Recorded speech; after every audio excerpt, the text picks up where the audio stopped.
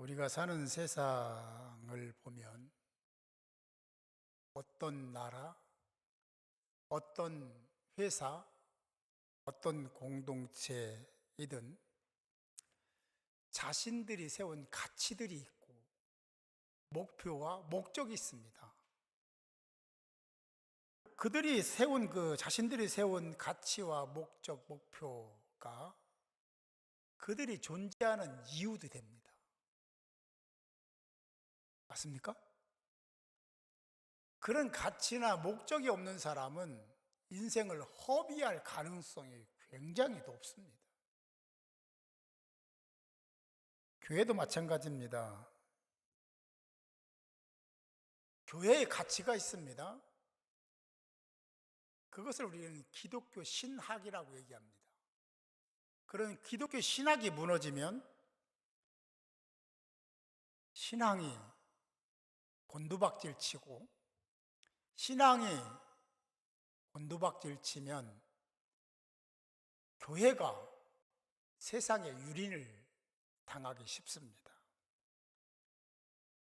하나님의 말씀과 함께하는 교회라면 절대로 무너질 리가 없습니다. 왜냐하면 하나님이 지키시고 하나님이 보호하시고 주님이 동행하시기 때문에 그렇습니다.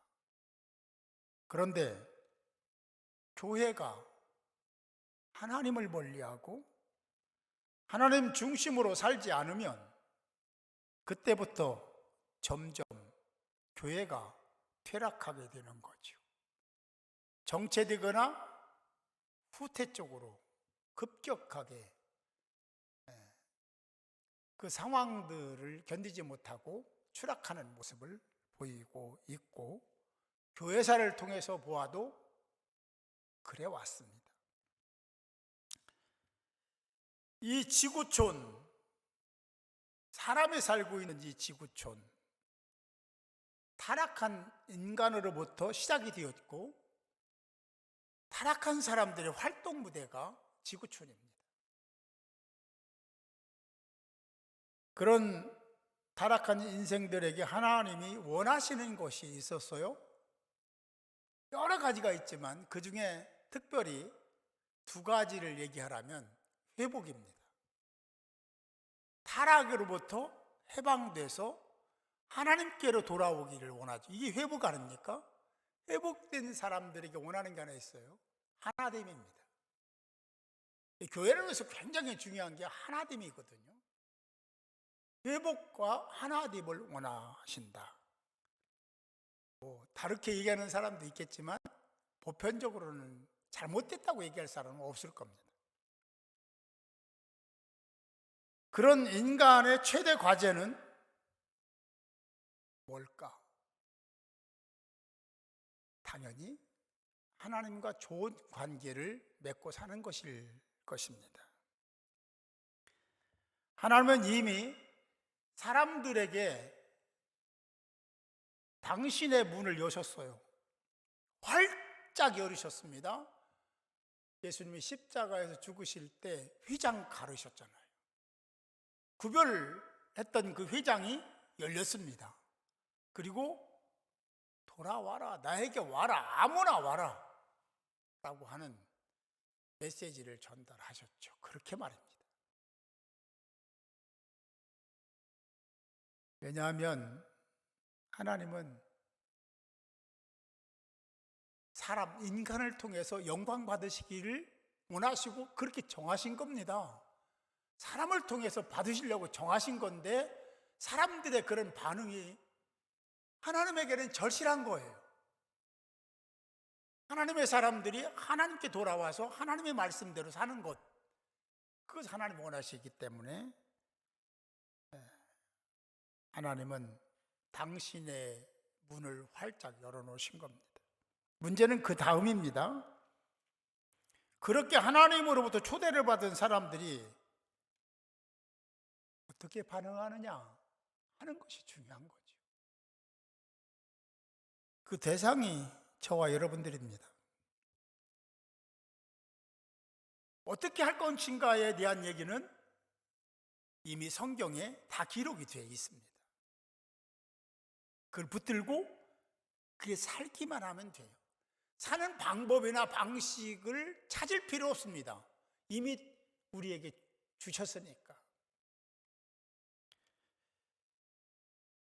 코로나로 예배의 행태가 많이 변화됐다,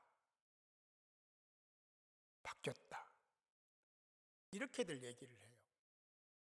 저는 감히 바뀐 게 아니라 변질됐다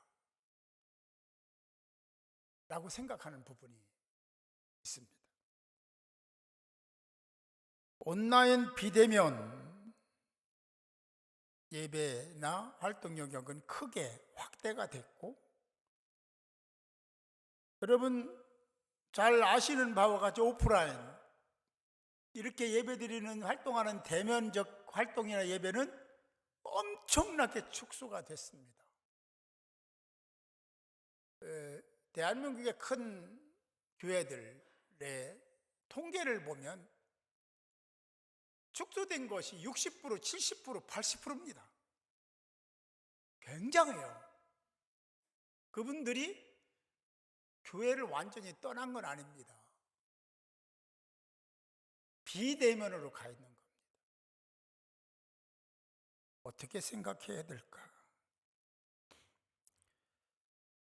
기독교 신학에서 예배의 장소와 형식은 대단히 중요한 위치를 차지하고 있습니다.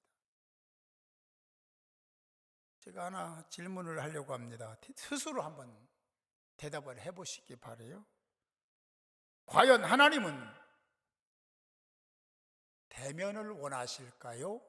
아니면 비대면을 원하실까요?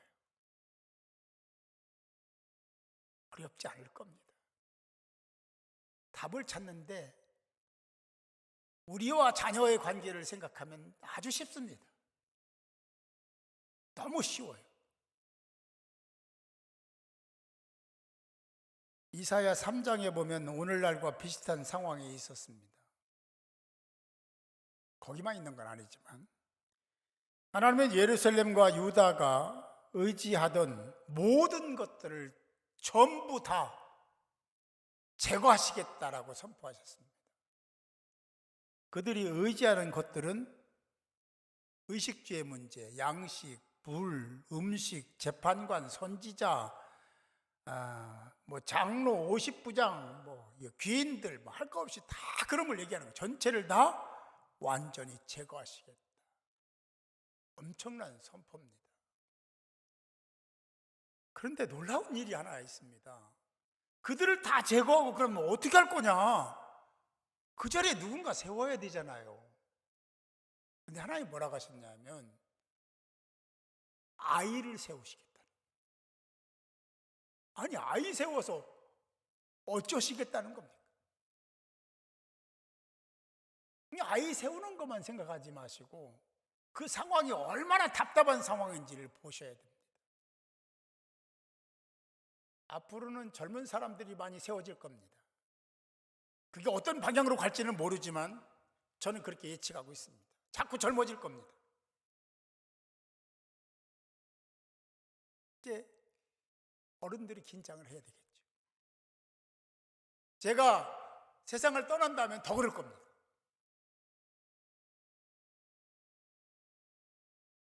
예루살렘과 유다가 하나님의 징계를 받았습니다. 이유는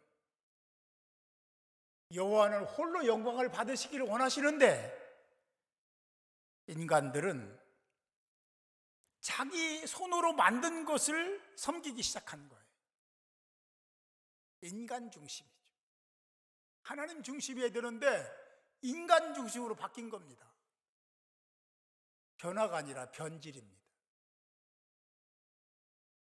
하나님을 의지해야 되는데 자신을 의지합니다. 사람을 의지하는 거예요.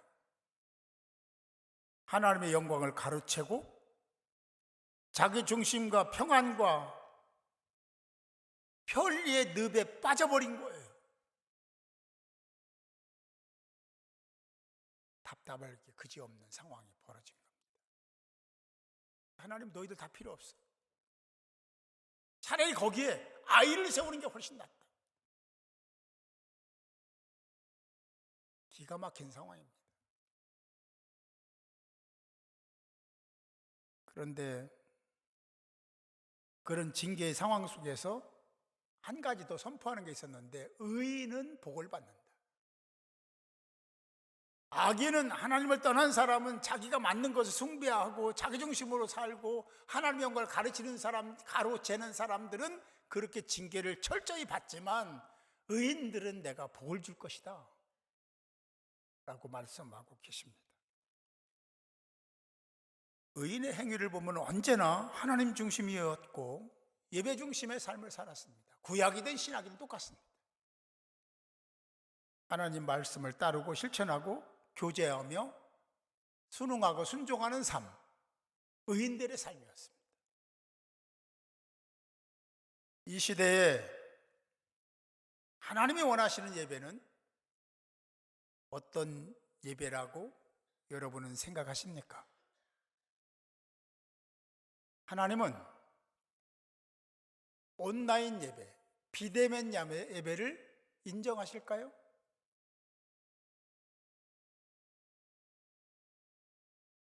저는 인정하신다고 생각합니다. 하나님을 향한 온라인 예배를 원하신다고 확신합니다. 대면 예배를 드리지 못하는 자들에게 꼭 필요한 것이기 때문에 그렇다라고 저는 생각하죠. 우리 교회도 온라인 두드림 예배가 있습니다. 그렇다고 온라인으로 드리는 예배가 예배의 대안이 될 수 있을까? 많이 생각했습니다. 제 생각에 성경적인, 시대적인, 교회사적인 여러 가지를 봐도 그건 아니다. 대안이 될 수 없다. 온라인 예배가, 비대면 예배가 예배의 대안이 될 수는 없다는 결론을 내렸습니다. 초대교회로 가볼까요? 로마 정부의 핍박이 극심해서 예배를 드릴 수가 없는 겁니다. 드리면 금방 결박당하니까, 이러다가 죽이니까. 그래서 예배를 드리긴 드려야 되겠는데 이게 드릴 수가 없어서 결국 그들이 간 곳은 카타콤이라는 동굴 속으로 들어간 겁니다. 언젠가도 말씀드렸지만 동굴 속에 들어가는 것은 살아서 나올 수 있는 가능성이 거의 제로로 봐야 됩니다. 그 안에서 죽기 위해 가는 거예요. 발각돼서 죽을 수도 있고, 그 안에서 예배하다가 늙어 죽을 수도 있고, 병들어 죽을 수도 있고. 생명을 담보했다기보다는 포기하고 들어갔다. 왜요? 하나님을 예배하기 위해서. 예배가 얼마나 소중했으면, 그들에게 얼마나 예배가 소중했으면 세상을 버리고 동굴로 들어가서 거기서 죽을 건데 반드시 죽어요. 나와도 죽고 그 속에도 죽고. 그런데 왜 동굴로 들어가서 생활했을까? 그런 선택을 했을까요? 다시 물을까요? 하나님이 원하시는 예배는 대면 예배일까요? 비대면 예배일까요?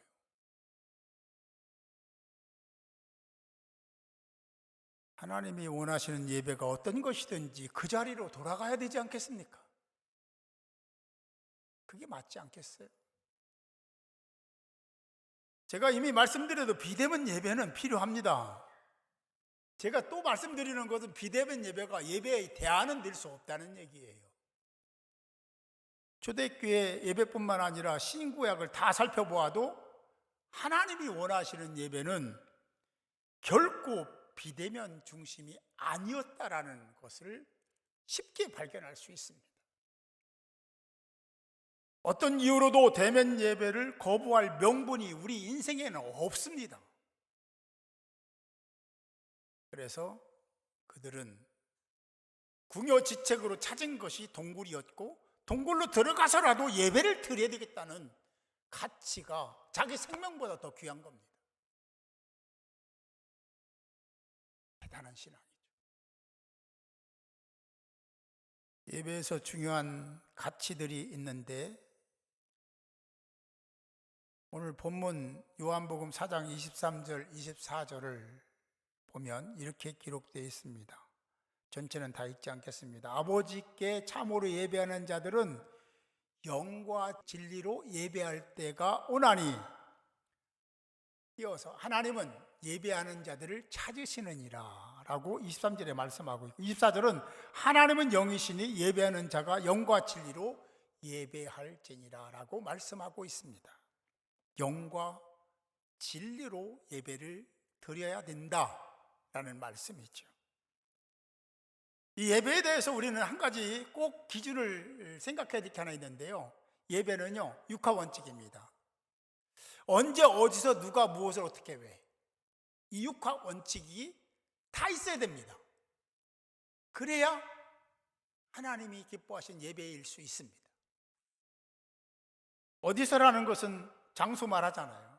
굉장히 중요한 겁니다. 제가 장소를 중요하다고 하는데 요즘에 무슨 장소가 중요하냐라고 하는 인문학적 접근에 해석하는 사람들이 참 많아요.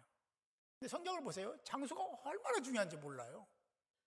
몇 대에 걸쳐서 중요한 의미를 부여하고 영적인 그 의미도 막 부여하고, 그러면서 그 장소를 굉장히 소중하게 여겼던 하나님이셨고 지금도 마찬가지로 생각합니다. 무엇을은 그 대상을 얘기하는데 예배의 대상을 얘기해요. 예배의 대상 하나님이시고 예수님이시죠. 어떻게? 신령과, 오늘 말씀의 진정으로, 그러니까 영과 진리로 예배를 드려야 되는데 왜 그래야 되냐? 하나님은 그걸 받기에 합당하신 분이시다 라는 것으로 이야기를 할 수가 있습니다. 초대교회에 드렸던 예배를 조금 더 살펴보려고 합니다. 초기 기독교 문헌인 디다케라는 문헌이 있는데 거기에 이런 글귀가 있습니다. 매주일은 그분의 특별한 날, 괄호 열고 괄호 닫고, 매주일마다 함께 와서 떡을 떼고, 매주일마다 와서 어디로 오는 겁니까?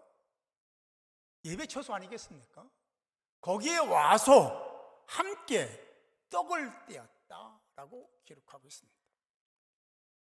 유스타누스는 그의 변증문에서 일요일에 우리는 함께 모임을 갖습니다. 왜냐하면 이 날이 한 주간의 첫날이며 생략하고 중략하고 우주를 창조하신 날이며 우리 주 예수 그리스도께서 부활하신 날이기 때문입니다 라고 기록하고 있고, AD 165년에 기록된 순교자 저스틴 아시잖아요.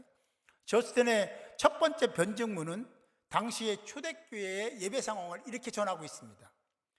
일요일이라 불리는 날에 한 장소에서, 같은 장소라는 어떤 장소에서 집회가 있는데 거기에는 사도들의 언행록이나 예언자들의 글이 시간에 허용되는 범위 내에서 낭독을 했다.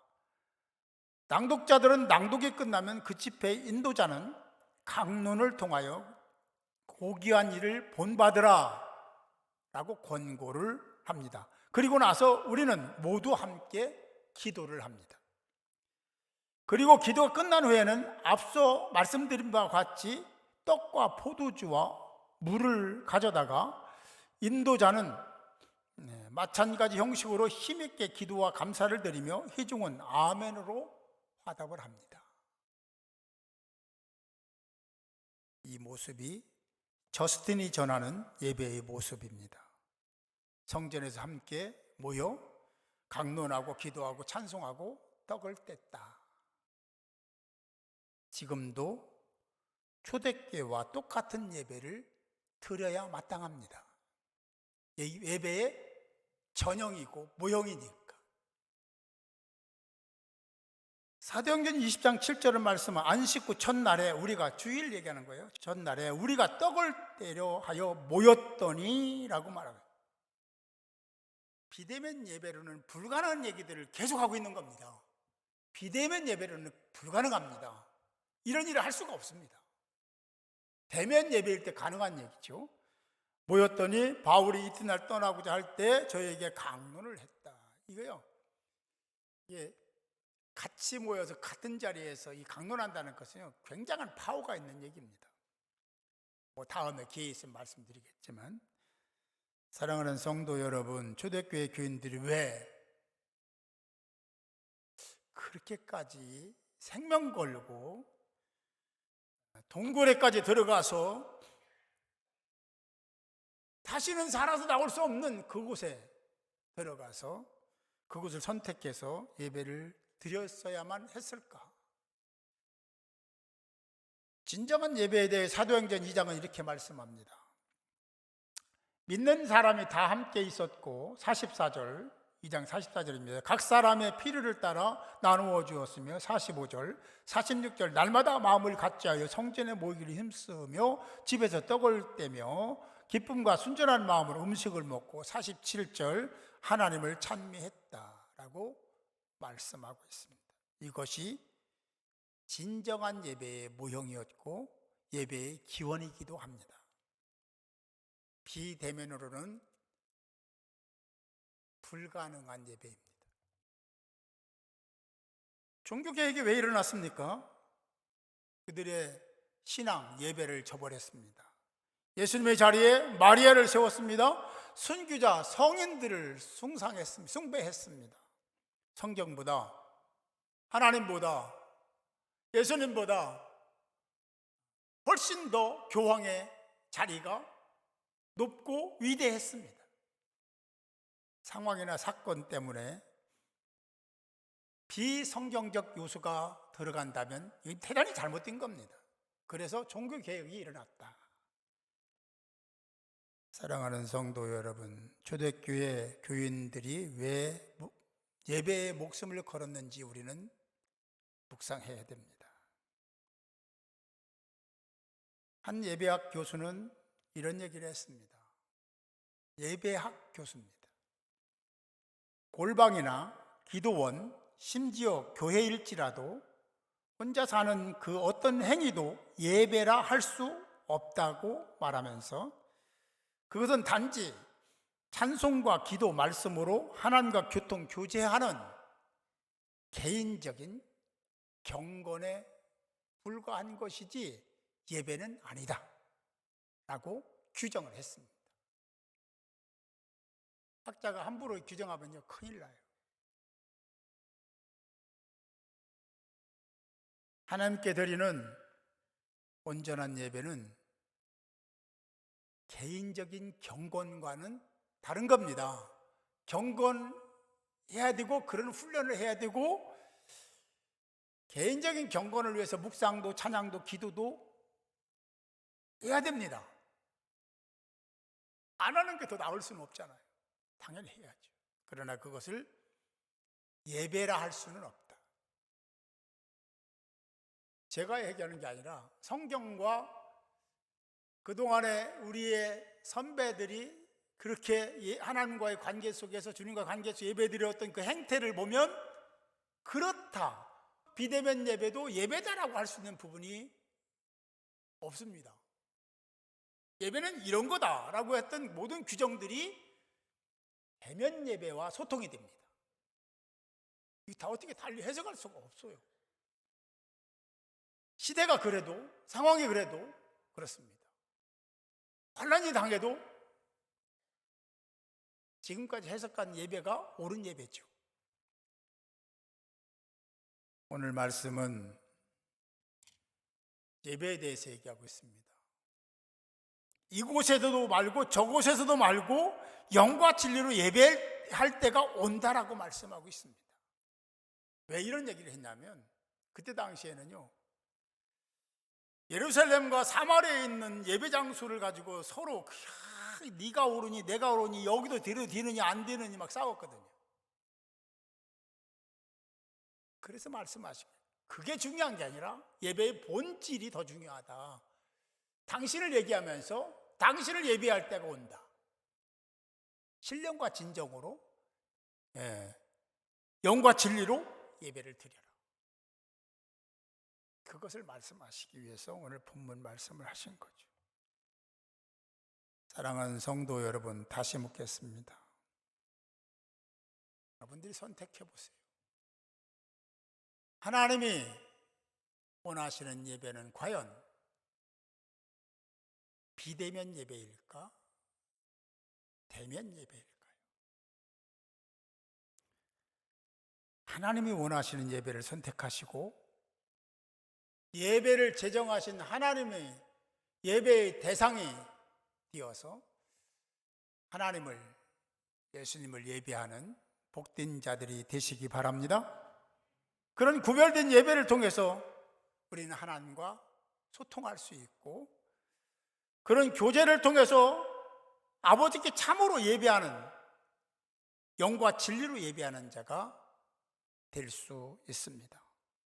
아무쪼록 2023년도에는 여러분들이 이렇게 예배 드리니까 여러분들이 드려야 할 말 아니지만 가족이나 주변 사람이나 터 교회나 그런 사람들과 대화할 때 진정한 예배는 대면 예배임을 권면하시고 함께 예배 회복 운동에 동참하도록 여러분들이 애써야 됩니다. 그게 사명이니까. 그래서 공동체가 정말로 그런 가운데에서 이 시대에 우리가 추구해야 될 가치와 목적이 무엇인지를 함께 찾고 그렇게 살아갈 때 하나님이 그게 자랑스럽게 여기시고 여러분들의 2023년을 복되게 만들어 주실 줄 믿습니다.